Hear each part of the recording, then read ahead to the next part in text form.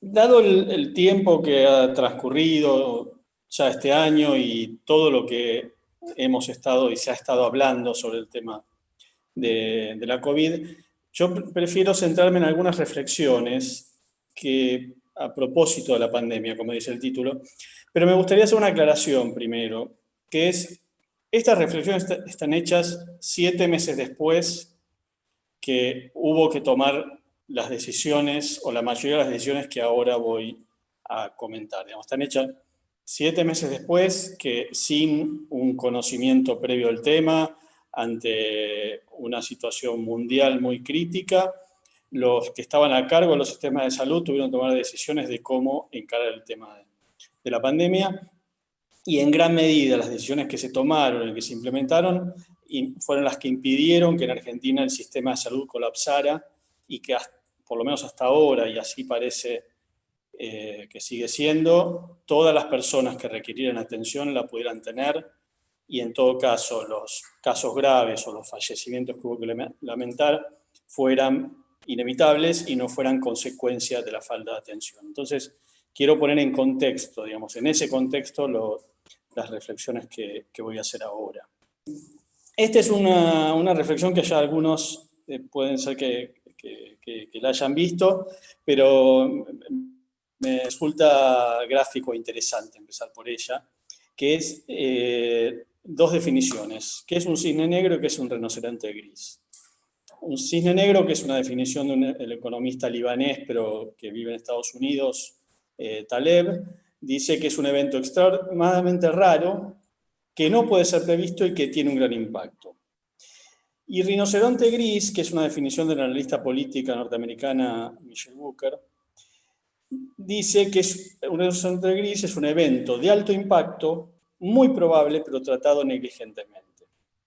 Ambas definiciones no son, por supuesto, mías, sino son extraídas de un boletín de Salus Global Knowledge Exchange, que a su vez reproduce un artículo de la revista británica científica BMJ.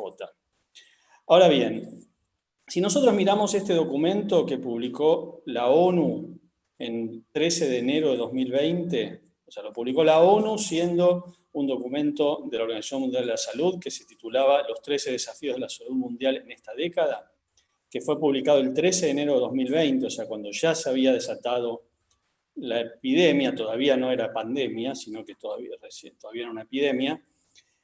Por supuesto, no fue escrito el 13 de enero de 2020, este es un documento que elaboran los gobiernos, que seguramente estuvieron todo el año 2019 escribiéndolo. Fíjense que en el punto 6 de los 13 desafíos de salud mundial para esta década, o sea, para la década 2020 a 2030, el punto 6 es una pandemia inevitable. Y paso a leer lo que decía, la definición de la OMS. El punto 6, una pandemia inevitable.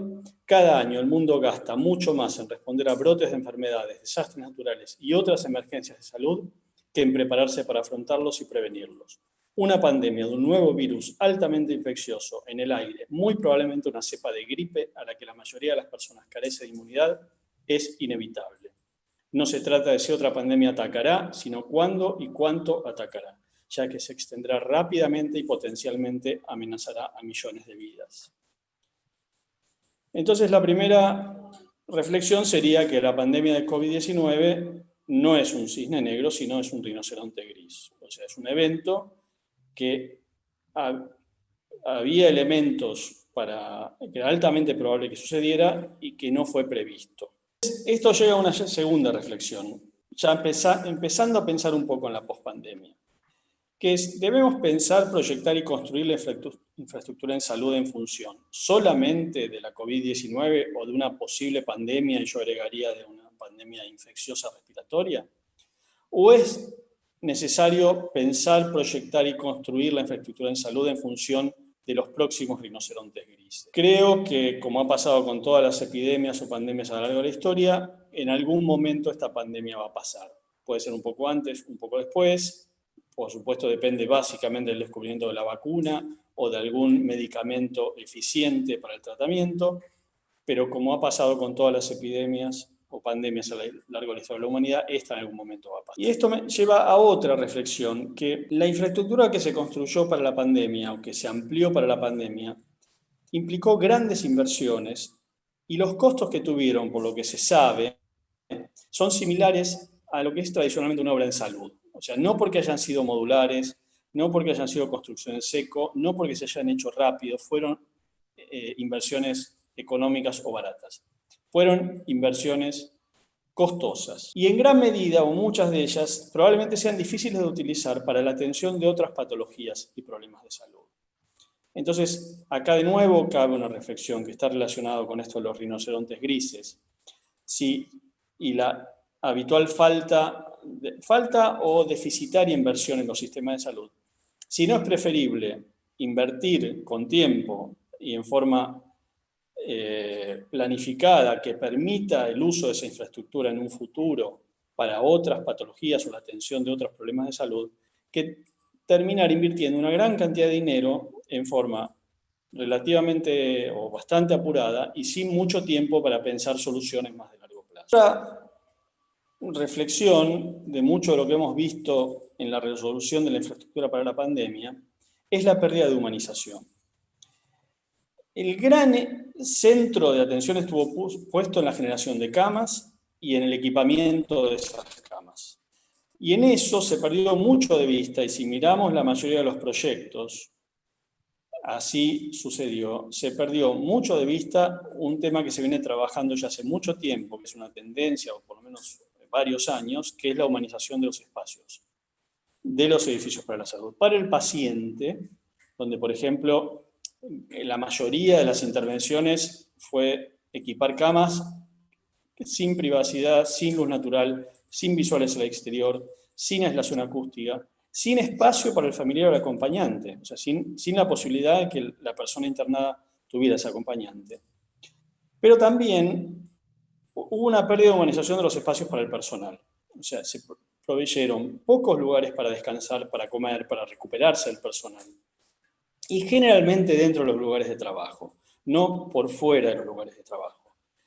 Y teniendo en cuenta además que en esta coyuntura en particular, si bien siempre el personal de salud trabaja o habitualmente trabaja bajo condiciones de estrés o de presión importantes, en esta coyuntura lo está haciendo aún más, en límites cercanos al agotamiento. Otro elemento que creo que es importante es que ha aparecido, por lo menos desde mi punto de vista, un endiosamiento y un enamoramiento de la tecnología que pareciera que la tecnología permitiría resolver todos los problemas. Pareciera ahora que teniendo un teléfono alcanza para poder tratar todos los problemas de salud.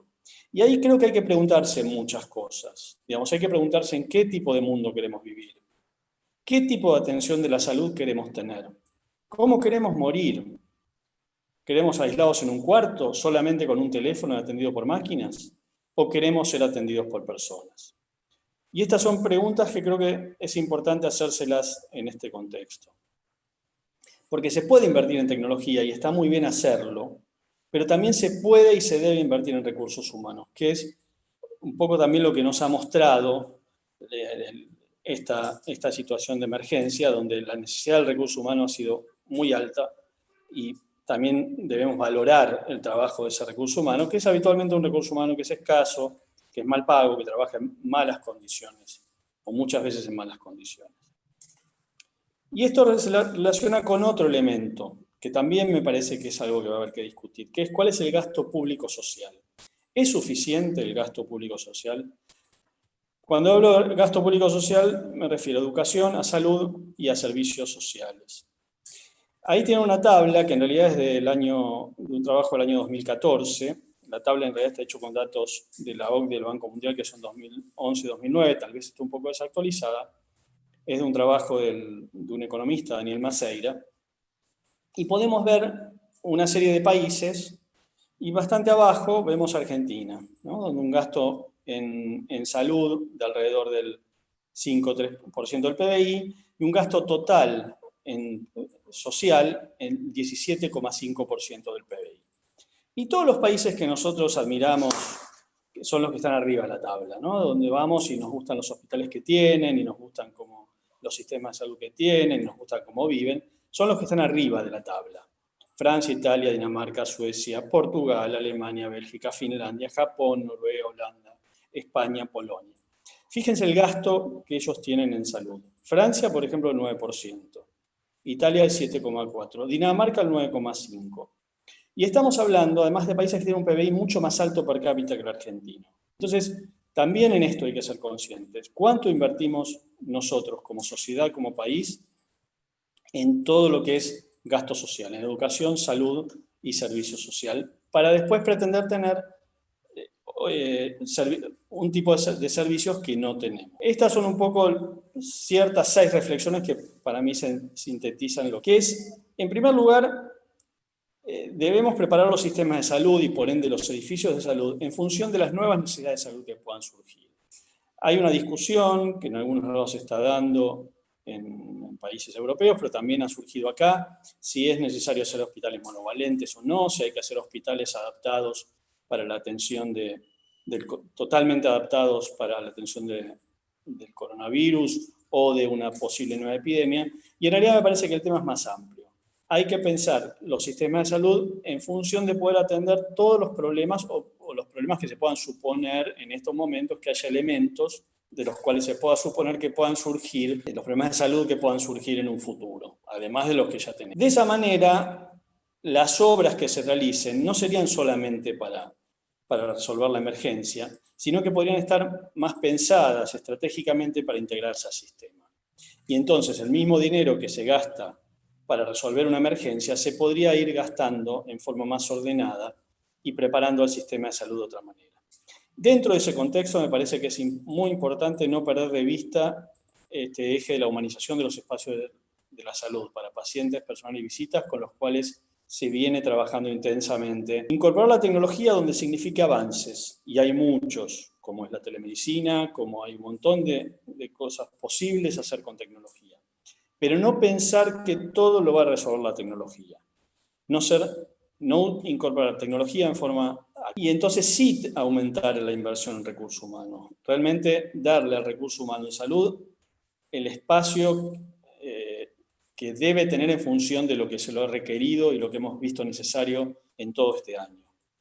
Y dentro del aumento del recurso humano, tenemos que pensar también en el gasto social, porque salud, junto con educación y seguridad social, dan todo esto que es el gasto social, que las condiciones de vida y las condiciones de salud, mejor dicho, las condiciones de salud de las personas, de las poblaciones, están muy relacionadas con las condiciones de vida. No son elementos separados y no pueden los sistemas de salud resolver problemas que no son propios del sistema de salud, sino que están condicionados por condiciones socioeconómicas de la población. Bueno, muchas gracias.